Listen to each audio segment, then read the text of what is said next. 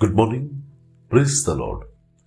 Blessing for nation મિનિસ્ટ્રીથી હું આપણો ભાઈ સામ ક્રિશ્ચન. ઈશ્વર પિતાએ આજે આપણને આપેલા આજના એક નવા સુંદર દિવસે આપને પ્રભુ ઈસુ ખ્રિસ્તના નામમાં પ્રેમી સલામ પાઠવું છું. આજે આપણે પવિત્ર શાસ્ત્ર બાઇબલમાંથી વિશ્વના આ પવિત્ર વચન પર મનન કરીશું.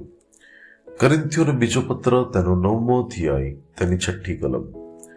ત્યાં શાસ્ત્રમાં લખ્યું છે, પણ આટલું તો ખરું જ છે કે જે કૃપણતાથી વાવે છે તે લણશે પણ કૃપણતાથી, અને જે ઉદારતાથી વાવે છે તે લણશે પણ ઉદારતાથી.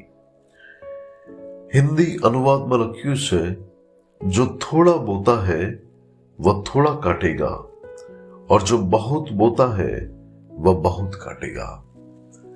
આજનું વચન એ તો આપવાની બાબત સંબંધી છે.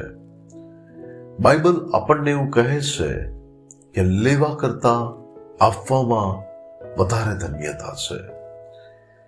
ઈશ્વર પિતાએ આપણને અનેકવિધ આશીર્વાદો આપ્યા છે, અને અનેકવિધ આશીર્વાદો એટલા માટે આપણને આપ્યા છે કે એ આશીર્વાદ આપણે પ્રભુના રાજ્યની સેવા માટે વહેંચી શકીએ, બીજાના ભલાને માટે વહેંચી શકીએ. ત્યારે ભલાઓ, જો આપણે આપણા જીવનમાં ઉત્તમ બાબતોને જોવા માંગીએ છીએ તો પહેલી બાબત એ છે કે આપણે આપવાનું હૃદય રાખવું પડશે. ઘણા જીવનો એવા હોય છે કે જેમની પાસે ફક્ત લેવાનું હૃદય હોય છે કે મને કેવી રીતે મળે, પરંતુ ઈશ્વરના રાજ્યના લોકો એ તો આપનારા લોકો હોવા જોઈએ, કારણ કે ઈશ્વર પોતે આપનાર પરમેશ્વર છે. બાઇબલ કહે છે કે આ જગત પર ઈશ્વરે એટલી બધી પ્રીતિ કરી કે તેમણે પોતાનો એકાકી જનિત દીકરો આપી દીધો. ભલાઓ, આપણા પ્રભુ ઈશુએ પોતાનું લોહીનું એક એક ટીપું માનવજાત માટે આપી દીધું. આપણા પરમેશ્વરે પોતાનો પવિત્ર આત્મા જગતની અંદર આપી દીધો. ત્યારે એ આપનાર પરમેશ્વર કે જે હંમેશા ઉદારતાથી આપે છે, તો આપણે તેના બાળકો તરીકે તેમના રાજ્યની સેવામાં કેમ ઉદારતાથી ના આપીએ? પ્રભુ મને જે આપે છે એમાંથી હું એક ભાગ કેમ પ્રભુની સેવા માટે ના આપું?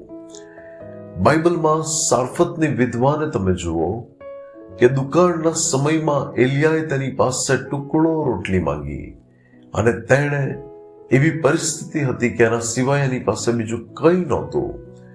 એની પાસે થોડોક જ ખોરાક, થોડું તેલ, થોડો લોટ હતો, પરંતુ એમાંથી તેણે એ રોટલી બનાવીને એલિયાના હાથમાં મૂકી. અને તમે જુઓ, તેણે ઉદારતાથી આપ્યું. પ્રભુએ દુકાળમાં તેને ઉત્તમ રીતે પૂરું પાડ્યું, અને એવી રીતે આપ્યું કે આખા દુકાળમાં તેણે કોઈની સામે હાથ લાંબો ના કરવો પડ્યો. વાલાઓ, ઈશ્વર પિતા આપણા હૃદયને જુએ છે કે આપણે કેવા ભાવ સાથે આપીએ છીએ.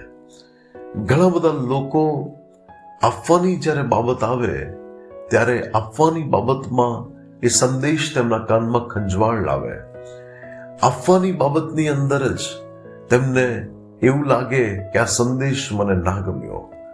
પરંતુ ભલાઓ, આપણું જે આશીર્વાદનું જે ક્ષેત્ર છે એ તો આપવાની બાબતમાં છે કે જેમ કે ખેતરમાં જો કોઈ ખેડૂતને ફસલ જોઈતી હોય તો તેણે ખેતીની અંદર એ બીજ પહેલા આપવા પડે છે, એણે પહેલા વાવવું પડે છે, અને પછી એને લણવાનો મોકો મળે છે. એવી જ રીતે આત્મિક જીવનના ક્ષેત્રની અંદર જ્યારે આપણે પ્રભુના રાજ્ય માટે આપણા બીજ વાવીએ છીએ ત્યારે યોગ્ય સમય પર તે ફસલ રૂપે ઉગી નીકળે છે, અને તે ઘણા બધા જીવનોની અંદર આશીર્વાદો લાવે છે. ભલાઓ, હું આપને કહેવા માંગુ છું, આપણે ઈશ્વરના રાજ્ય માટે ઉદાર વ્યક્તિ બનીએ. અને આ બ્લેસિંગ ફોર નેશન મિનિસ્ટ્રીની નવેમ્બર મહિનાની જે સેવાઓ છે એ સેવાઓની અંદર તમે તમારું બીજ વાવી શકો છો.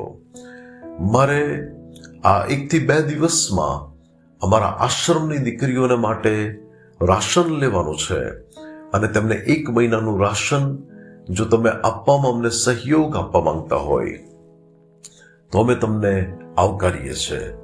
સુવાર્તા પ્રચારની સેવાઓ માટે, મિશનરી સેવાઓને માટે, ભલાઈના કામોને માટે અમે આ મહિનામાં તમારા સહયોગની અપેક્ષા રાખીએ છીએ અને તમે તમારું બીજ પ્રભુએ આપેલી કૃપા પ્રમાણે, તમને આપેલ આશીર્વાદ પ્રમાણે તમે એ બીજને આ સેવાની અંદર વાવો અને પ્રભુ તમને તેનો ઉત્તમ બદલો આપશે. તમે અમારો સંપર્ક કરી શકો છો આ સેવામાં તમારો સહયોગ આપવા માટે. આવો આજના વચન માટે આપણે પ્રાર્થના કરીએ.